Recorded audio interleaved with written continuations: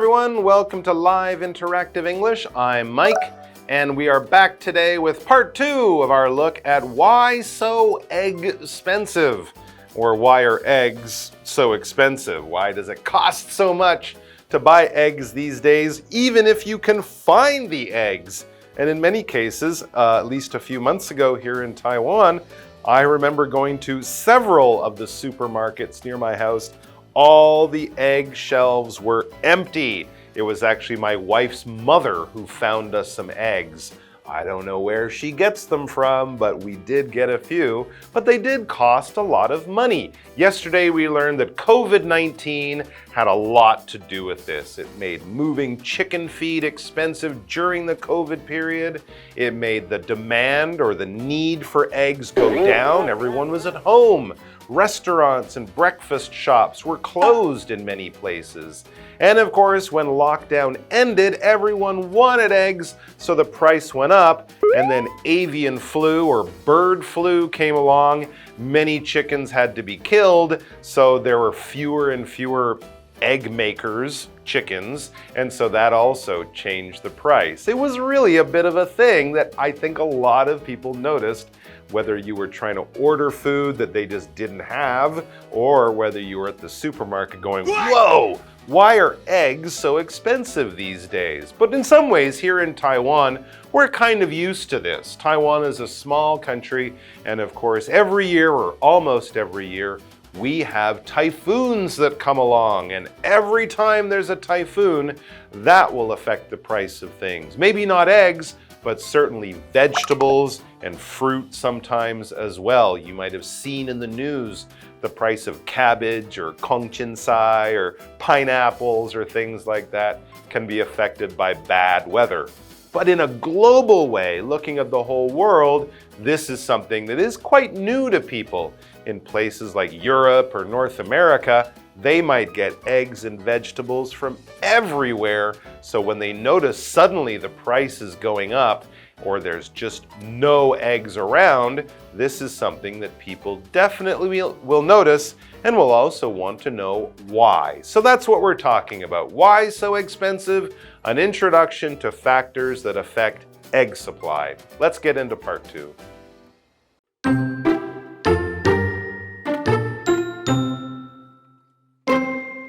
In general, egg production relies most on keeping chickens healthy. For a stable supply of eggs, farmers must provide good living conditions for their chickens, and those conditions are centered around several factors. First, chickens need a healthy diet to produce eggs.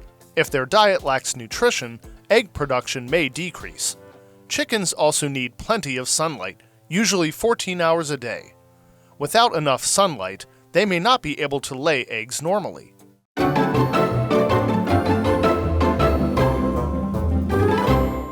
Oh yeah, so why so egg-spensive? We still have our great pun there. An introduction to factors that affect egg supply. Are you guys excited? Let's get into the article. In general, it says, egg production relies most on keeping chickens healthy. I'm not a farmer, but that makes sense to me. Happy, healthy chickens make for happy, healthy eggs, or at least lots of eggs. And of course, farmers rely on their chickens to produce eggs. When you rely on something, it's like saying you depend on something. You kind of need that thing to be there or to work or not to let you down or disappoint you. You rely on your alarm clock or your phone to wake you up on time. If you put the right time in your phone or your clock and suddenly it runs out of power, you will miss your alarm and then you will be late, and so you will feel very upset about that. You rely on these things to work. In the same way, you rely on a certain bus or a certain MRT to be there at a certain time to take you to school. You rely on your friends and family to help you out when you have trouble or things like that. And of course, we rely on all the machines around us to work and not to break or cause damage or hurt us. We don't want them to be something that we can't trust. If you can trust it, you can rely on it. For example, Jennifer always keeps her promises, so you can rely on her. As I said, the word depend would be a very good substitute. You can depend on her. Same idea. Back to the article. For a stable supply of eggs, farmers must provide good living conditions for their chickens. And those conditions are centered around several factors. All right, I think a lot of people know this now, that if you keep the animals on a farm healthy and happy, the animals will live longer and happier lives, of course, but will also produce better quality product, better meat or chicken or beef or chicken or eggs or whatever. So, how do you make a farm and turn it into a happy place with happy chickens? Well, first, chickens need a healthy diet to produce eggs. We need a healthy diet to do our best. Chickens are no different in that regard. If their diet lacks nutrition, egg production may decrease. So if they're eating chicken junk food, they basically won't be producing the number of eggs that we would want them to. Again, if we feed ourselves junk food, we won't have the energy to do all the things we might want to do. Chickens need good food. Chickens also need plenty of sunlight, usually 14 hours a day. All right, again, like humans, if you lock people inside for hours and hours so they don't see the sun, it will affect their mood, they'll feel depressed, their health might suffer. And locking these chickens in these small little cages with thousands of them in one barn, in one part of the farm without being able to go outside, not healthy for chickens. Without enough sunlight, they may not be able to lay eggs normally. So there you go. The unhappy chickens will just sit there going cluck, cluck, cluck, but they won't be producing eggs, which is, of course, what the farmers need them to do. And of course, the farmers need them to produce plenty of eggs. When we talk about plenty, we talk about a lot of something, more than you need, more than enough. Okay, we can use it as both a noun or as a pronoun. To have plenty is to have a lot of stuff or more than you need. Here's an example. We have plenty of time before the movie starts. If you want to go to the bathroom or go look in that shop or even sit down and have a coffee, we've got 45 minutes before the movie starts, plenty of time to do other stuff. And normally is an adverb that we use to say when things are normal. They're happening in a way you expect. There's no big surprise here. There's no, oh my gosh, what's happening? No, it's all very usual, common, normal. And if things are acting or going in that way, they are going very normally. For example, Tina was worried because her cat was not behaving normally. No, it was playing chess, which is really weird for a cat. That's not normal. Let's take a break.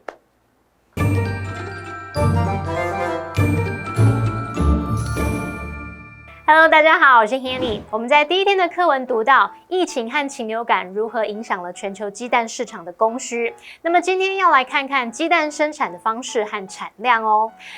一般来说，鸡蛋产量是仰赖鸡的健康。那为了稳定鸡蛋的供应，鸡农就必须为鸡提供良好的生活条件。那这些条件主要是集中在几个因素。首先这个鸡生蛋它是需要健康的饮食，如果饮食缺乏营养，鸡蛋产量可能就会减少。那另外，鸡还需要充足的阳光，一天通常是要14个小时的。那没有足够的阳光，它们可能无法正常的孵蛋。好，单字 rely 它是动词，表示依靠或是信赖。那么常见的用法，你可以用 rely on 加上名词或动名词。那么 plenty 它是代名词，表示丰富、充足或者是大量。Plenty of 加名词就表示大量的什么，充足的什么。好，那么 normally 这个副词则表示正常地或是平常、通常。那这边3个重点，我们进入文法时间。好，我们来看第一个重点是 provide 表示提供、供给，后面接人和事物2个受词的时候，我们来看看它的句型用法是 provide something for somebody， 或者是 provide somebody with something。注意接系词哦。例如 they provide free delivery for their customers， 也可以说 they provide their customers with free delivery， 他们为顾客提供免费运送的服务。那么第二重点是 be centered around something， 这是表达以什么为中心。center 在这里是当动词，可以表达以什么为中心，使什么注意力集中于什么什么。那么后面可以接介系词 around。举例来说 Helen's life is centered around her children. Helen 的生活以她的孩子们为中心。那么第三个重点是 lay 跟 lie 的用法比较。我们先看到 lay L-A-Y， 第一个意思可以表达动物下蛋，第二个意思可以表达把什么放下。摆好，那是不是一样动作？下蛋跟什么放下来的感觉？好，那注意它的动词三态是 lay, laid, laid。那么现在分词是 laying。好，我们来看一个例句 ：The hen laid an egg yesterday。那只母鸡昨天生了一个蛋。好，那第二个例句是 He laid the book down on the table。他把书放在桌上。再来看到 lie L-I-E， 那我们可以用 lie 第一个意思去表达说谎，它的三态会是 lie, lied, lied。那现在分词是 lying。举例来说 ，I can tell that he's lying。我看得出来他在说谎。好，那 lie 的第二个意思是表达像物品的平放，或者是躺，或是卧、趴。这时候注意它的三态是 lie, lay, laying。举例来说 ，A book lay on the table， 桌上放着一本书。那我们最后补充一下哦，刚刚说到这个 lay 跟 lie 其实都有放的意思，可是 lay 强调动作，就是放下去那个动作，它是及物动词。那么 lie 则强调是躺着平放的那个状态嘛，那它是不及物动词。介华课文中。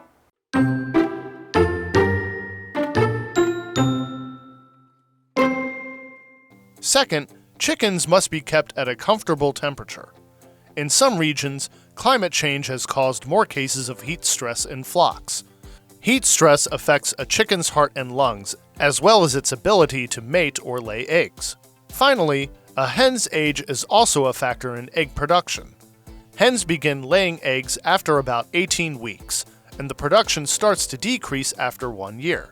Flocks must be healthy and stress-free so new hens will be born. All in all, today's high egg prices can be explained by market forces and egg production issues. Providing fresh eggs for the world is definitely no simple task.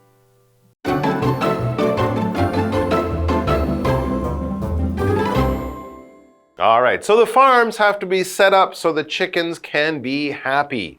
They get good diet, they get some exercise, get out in the sun, and all of that stuff. Second, there's another big factor here that farmers have to think about to create the perfect environment for chickens. Second, chickens must be kept at a comfortable temperature. Well, there you go. Just like with humans too. If we're too hot or too cold, we're not going to work at our best. It's going to cause problems for our body, for our mind, our emotions, our behavior, that kind of thing. And yes, global warming is a problem. And no, putting air conditioners in every chicken barn is not really a solution.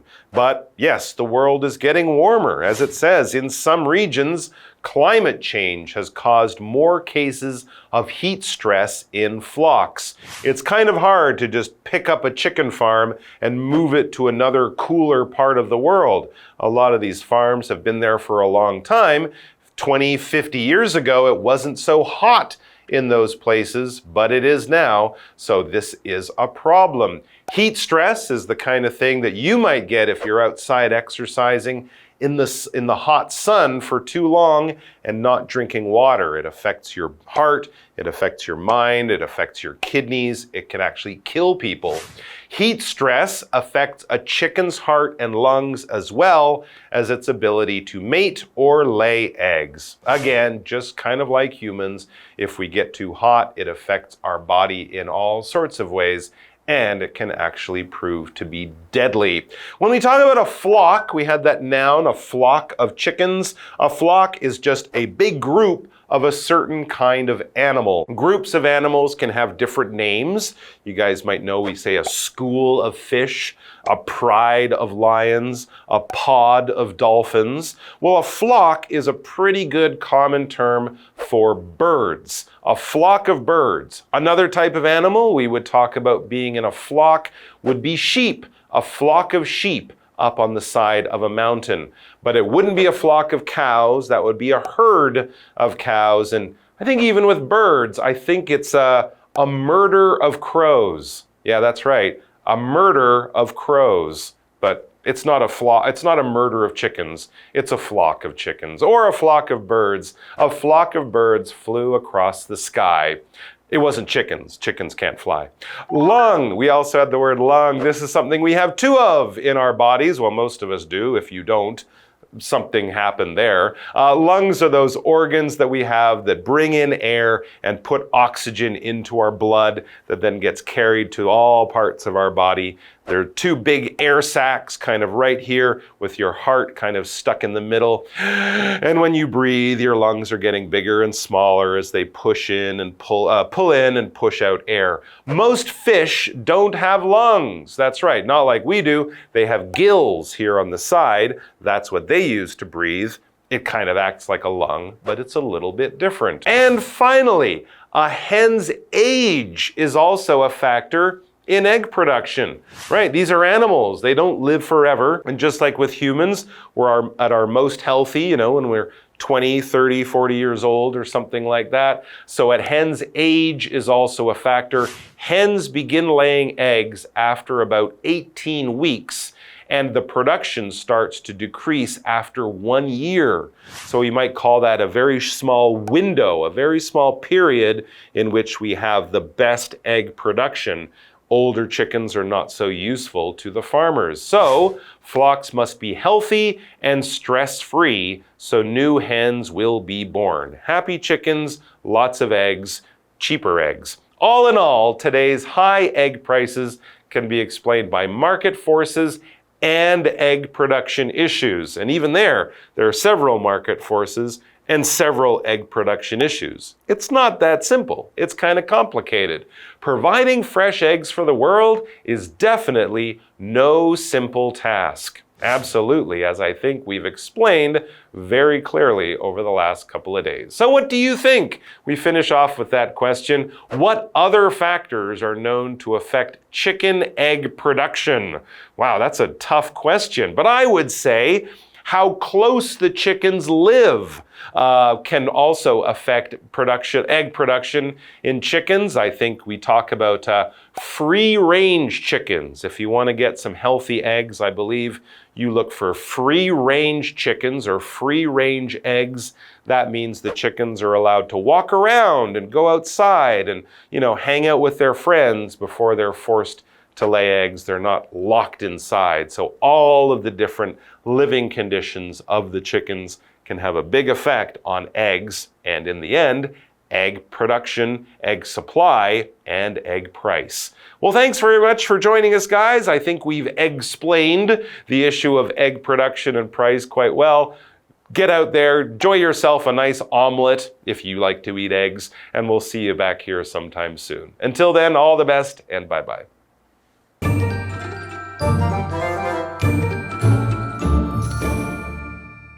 刚刚说鸡需要健康的饮食，还有充足的阳光。那此外，鸡必须饲养在舒适的温度当中。在某些地区，气候变迁导致鸡群出现越来越多热压力的病例。那么热压力其实会影响到鸡的心脏啊，还有肺，还有它们交配或是孵蛋的能力。就像我们人如果热到中暑，身体也会出问题嘛，严重的时候甚至有致命的危险。那我们学一下 Mike 老师刚刚有用到 deadly 这个形容词 D-E-A-D-L-Y， 那它是形容致命的。好，课文接着提到，母鸡的年龄也是鸡蛋产量的一个因素。母鸡大约在18周后开始产蛋，那么产量在1年后会开始减少，所以这个鸡群呢就必须健康而且没有压力，那么这样新的母鸡才会出生。我们看了这2天的课文就可以理解到，哇，要为了全世界提供新鲜的鸡蛋，绝对不是一件简单的任务诶。那我们来看看单字 flock。flock 它可以指鸟啊、羊等等的一群，也可以指人的一大群。那我们补充一下，英文里面有许多修饰群体的计量词，像我们可以用 a flock of birds 来指一群鸟 ，a flock of sheep 一群绵羊。那再来会用到 a herd of cows 来指一群牛。A school of fish 跟这学校并没有关系 ，A school of fish 表示一群鱼。A pride of lions 一群狮子 ，A pod of dolphins 一群海豚，还有 a murder of crows 表示一群乌鸦。好，再看到下一个单字 lung， 它表示肺，那通常会用复数形。例句写到说鱼通常没有肺，那么 Mike 老师这时候补充了 gill 这个字 G-I-L-L， 那么 gill 就是鳃，鱼等等水生动物它们的鳃。好，那么以上就是今天的讲解，同学们别走开，马上回来哦。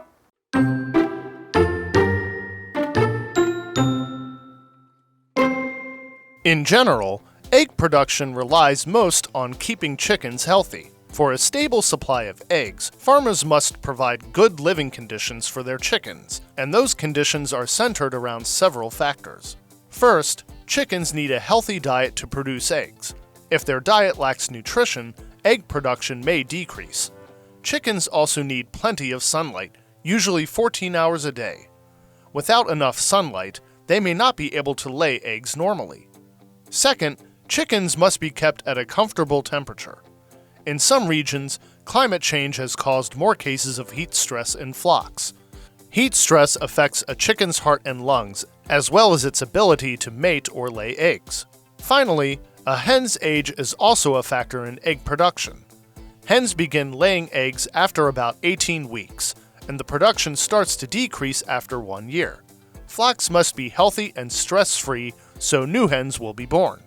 All in all, today's high egg prices can be explained by market forces and egg production issues. Providing fresh eggs for the world is definitely no simple task.